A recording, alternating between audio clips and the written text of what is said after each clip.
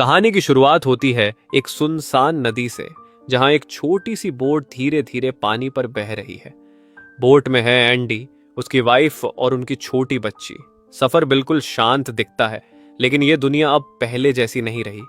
रास्ते में एंडी को किनारे पर एक फैमिली दिखती है। एंडी दोस्ताना तरीके से हाथ हिलाता है, लेकिन सामने खड़ा आदमी अचानक गन तान देता है। वो नहीं चाहता कि कोई उनके करीब आए, क्योंकि ये दुनिया अब खतरनाक हो चुकी है। एक ऐसा वायरस फैल चुका है जो इंसान को 48 घंटे में पूरी तरह ज़ॉम्बी बना देता है। एंडी अपनी फैमिली को लेकर आगे बढ़ जाता है, लेकिन प्रॉब्लम है, फूड खत्म होने वाला है। उसकी वाइफ काफी परेशान है, लेकिन एंडी उसे भरोसा दिलाता है कि वो सब संभाल लेगा। तभी उसे पानी में एक टूटी हुई बोट दिखती है। वो अंदर जाता है और उसे कुछ खाने का सामान मिल जाता है, लेकिन तभी उसे एहसास होता है कि उस केबिन में कुछ है, कोई मौजूद है। एंडी खतरा महसूस करता है और जल्दी से सामान उठाकर वापस अपनी हाउस बोट पर लौट आता है। उसकी वाइफ खाना देखकर खुश हो जाती है।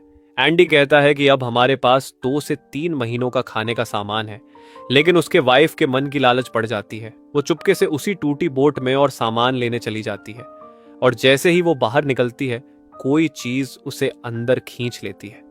जब एंडी उसे देखता है तो उसका पैर पूरी तरह जख्मी होता है। एंडी समझ जाता है कि कुछ बहुत गलत हुआ है। उसकी वाइफ बताती है कि उसे उंगलियों जैसी किसी चीज ने काटा, यानी कि वो कोई ज़ॉम्बी था। एंडी के लिए यह बहुत बड़ा झटका है। एंडी कहता है कि उसके पास 48 घंटे हैं और वो किसी भी हालत में उसे डॉक्टर तक ले जाएगा। उसकी वाइफ मना करती है, लेकिन एंडी उसे खोने के डर से मानने को तैयार नहीं। इसलिए एंडी अपनी हाउस बोट छोड़कर फैमिली के साथ सड़क के रास्ते डॉक्टर ढूंढने निकल जाता है। रास्ते में उन्हें कई छोड़ी हुई गाड़ियां मिलती हैं। एंडी एक कार स्टार्ट कर लेता है और अपनी वाइफ व बेटी को लेकर आगे बढ़ता है, लेकिन थोड़ी ही देर में उसकी वाइफ पर वायरस का असर तेज होने लगता है। वो अब कभी भी ज़ॉम्बी बन सकती है। वह चाहती है कि एंडी उसे कार से उतार दे, ताकि एंडी और उनकी बेटी सुरक्षित रहें। पर एंडी उसे छोड़ने को तैयार नहीं होता। वो उसे समझाकर वापस सीट पर बैठा देता है। जैसे ही वे आगे बढ़ते हैं, अचानक एक ज़ॉम्बी कार के सामने आ जाता है। कार का बैलेंस बिगड़ता है और जोरदार एक्सीडेंट हो जाता है। टक्कर इतनी भयानक होती है कि एक लकड़ी एंडी की वाइफ के पेट के आर पार चली जाती है। एंडी भी घायल होकर बेहोश हो जाता है।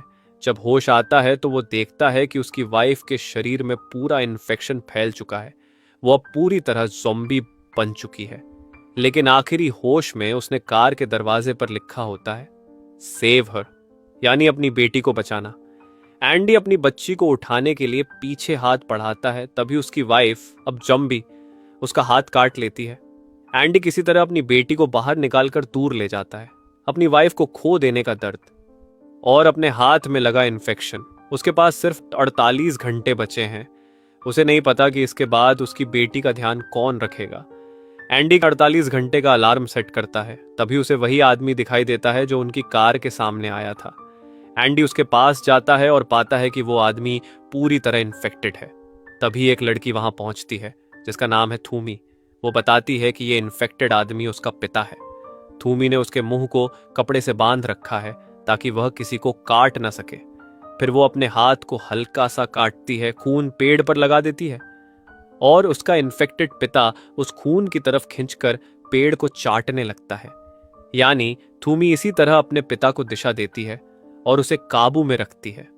थूमी जहां जाती है, उसका इन्फेक्टेड पिता उसी दिशा में पीछा करता है। उधर एंडी अपनी बेटी को लेकर आगे बढ़ता है।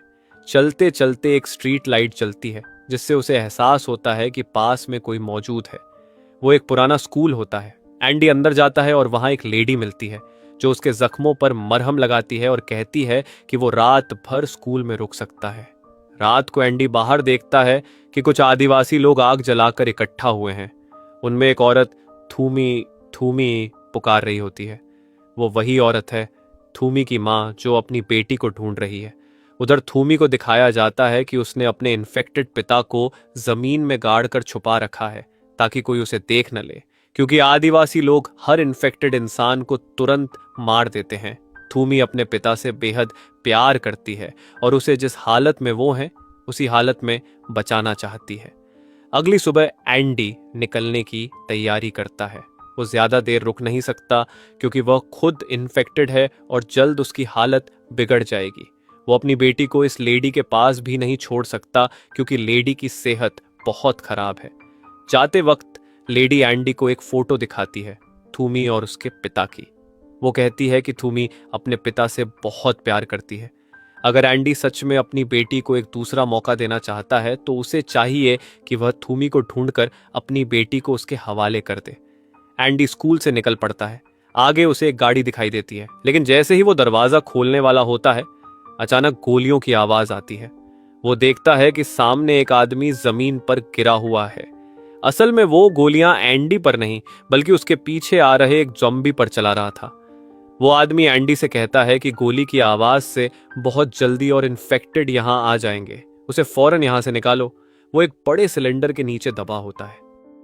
एंडी गाड़ी की मदद से सिलेंडर को खींचकर हटाता है और उसे आजाद कर देता है। एंडी और वो आदमी वहां से निकल जाते हैं। वह आदमी जिसका नाम विक है उन्हें अपने घर ले आता है जहां उसकी वाइफ भी रहती है। ये घर पूरी तरह सुरक्षित है, ज़ॉम्बीज़ यहां तक नहीं पहुंच पाते। विक एंडी को अपने साथ एक जगह ले जाता है। वहां एंडी देखता है कि बहुत सारे इन्फेक्टेड लोग एक केज के आसपास जमा हैं। विक कहता है कि हमें इन्हें मारना है और दोनों मिलकर उन सभी इन्फेक्टेड का शिकार कर देते हैं। लेकिन जब वे केज के पास पहुंचते हैं एंडी हैरान रह जाता है। अंदर थूमी बंद है। एंडी पूछता है कि ये क्या है तो विक कहता है कि बिना चारा डाले मछली नहीं पकड़ी जाती, यानी कि वो जानबूझकर इन्फेक्टेड लोगों को फंसाता है, उन्हें मारता है और उनके पास मौजूद कीमती चीजें जमा करता है ताकि दुनिया दोबारा नॉर्मल होने पर वो अमीर बन सके। एंडी को यह सब बहुत गलत लगता है, लेकिन विक उसे कहता है थूमी के बारे में मत सोचो, अपनी बेटी के बारे में सोचो। विक ने एक और बूढ़े आदिवासी को भी पिंजरे में कैद किया होता है। दोनों घर वापस आते हैं।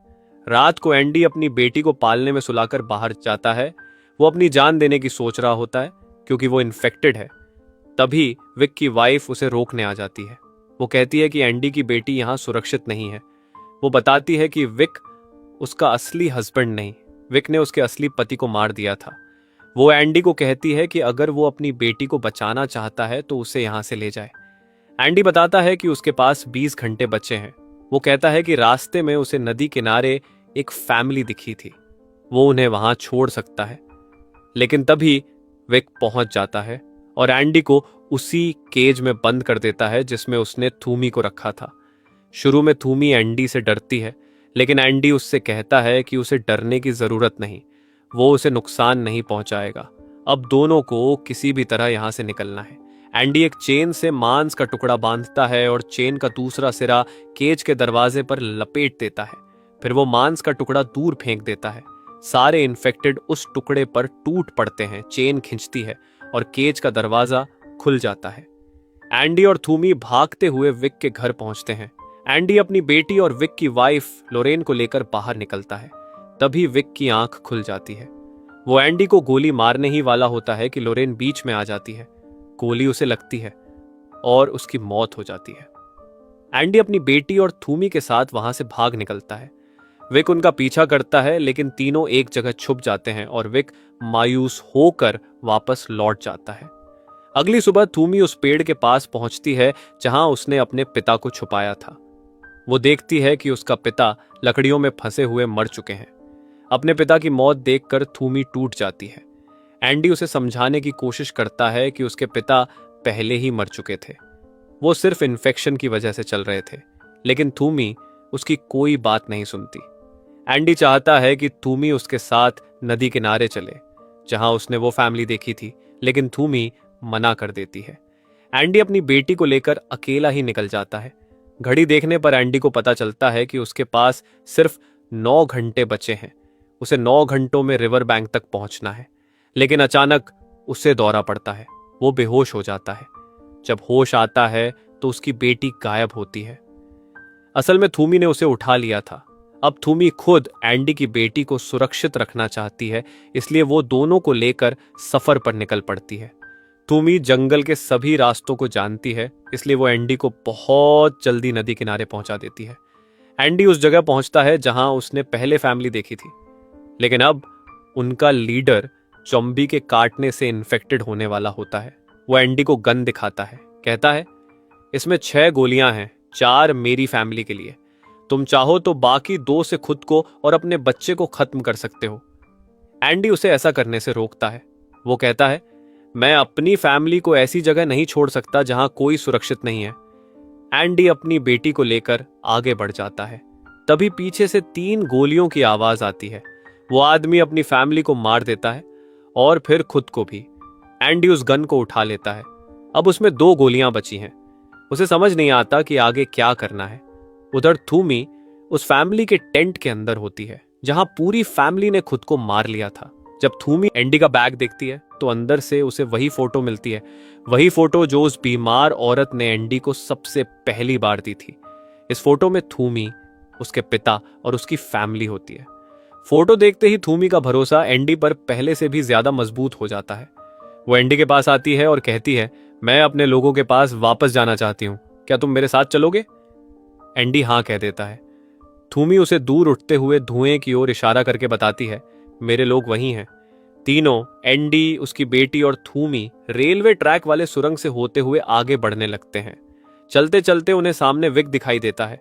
विक ने उन्हें नहीं देखा होता, इसलिए एंडी जल्दी से थूमी और अपनी बेटी को पास खड़ी एक कार के अंदर छिपा देता है और खुद उन ज़ॉम्बीज़ की लाइन में जाकर खड़ा हो जाता है जिन्हें विक ने बांध रखा था। विक एक एक करके सब ज़ॉम्बीज़ को मार रहा होता है। जैसे ही वो एंडी के पास आता है, एंडी मौका देखकर रिवॉल्वर निकालता है और उस पर हमला करने की कोशिश करता है। दोनों के बीच जोरदार हाथापाई होती है, लेकिन विक एंडी से रिवॉल्वर छीनकर उसी को गोली मार देता है।